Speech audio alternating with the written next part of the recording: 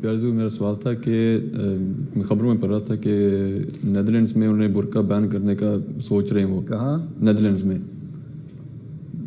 Netherlands Holland میں. ہاں Netherland میں. ہاں اور اس کا وہ فائن بھی رکھ رہے ہیں کہ 300 یورو کا فائن ہوگا اگر کوئی عورت پہنے.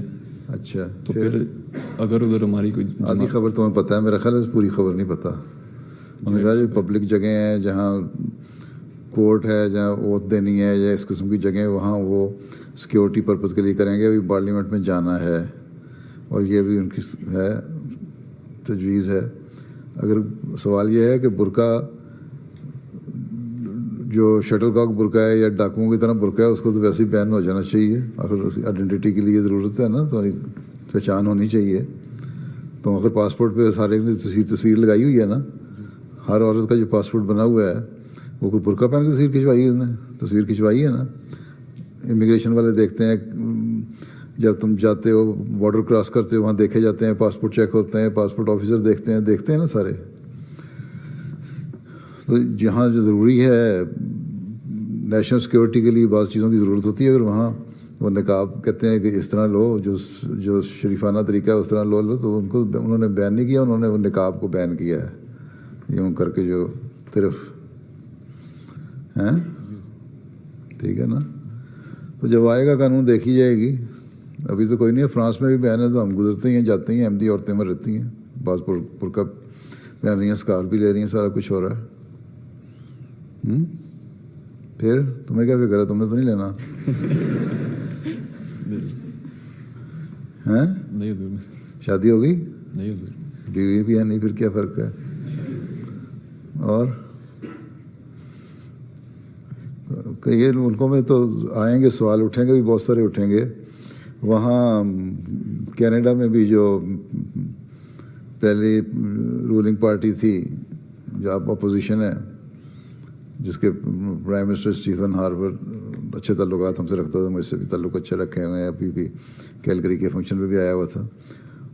وہ جب پارٹی ہار گئی تو اس نے ریزائن کر دیا.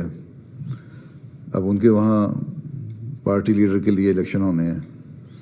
ان میں سے بھی ایک پارٹی، اس میں سے ایک آدمی، ایک عورت ہے میرا خیال بن، وہ اس نے یہی اعلان کیا کہ میں پارٹی لیڈر بنوں گی تو میں مسلمانوں پہ پردہ اور حجاب بین کر دوں گی، اور پتہ نہیں مسجدوں کو اس طرح بنا دوں گی، اور کچھ ایسی باتیں کی تھیں.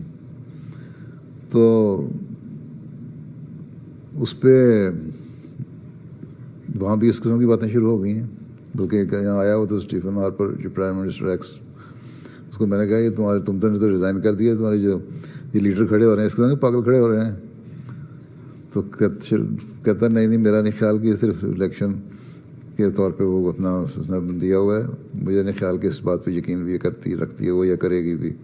لیکن بہرحال اس سے اندر کا ظاہر ہو جاتا ہے. ان سے جتنے مرضی اچھے تعلقات ہوں، تمہیں سمجھتے ہوں اور تمہارے دوست بھی ہوں، تب بھی ان کا اندرونہ ظاہر ہو جاتا ہے. جو ایک مسلمانوں کے خلاف تھوڑی سی پک رہی ہے نا اندر دل میں کھچڑی، وہ تو ہے نا.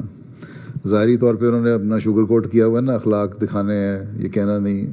اس لیے اب جو حملے اسلام پہ ہیں وہ تلوار کے حملے ظاہری نہیں ہیں، وہ مختلف دجل ہیں ان کے، جس کو حضرت مسیح موعود نے بھی بیان فرمایا، جس میں لٹریچر بھی ہے، تقریریں بھی ہیں، اور ذرائع بھی ہیں. تو اس قسم کے چیزیں بھی ہیں جو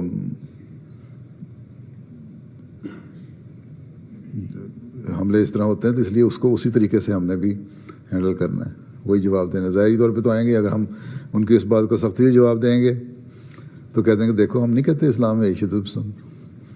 تو جو ہتھیار وہ استعمال کریں، یہ اصولی بات حضرت مسیح موعود نے فرما دی ہے، صرف لٹریچر کے بارے میں نہیں. اصولی بات ہے یہ کہ جو دشمن ہتھیار استعمال کر رہے ہیں تو انہیں وہی ہتھیار استعمال کرنا ہے.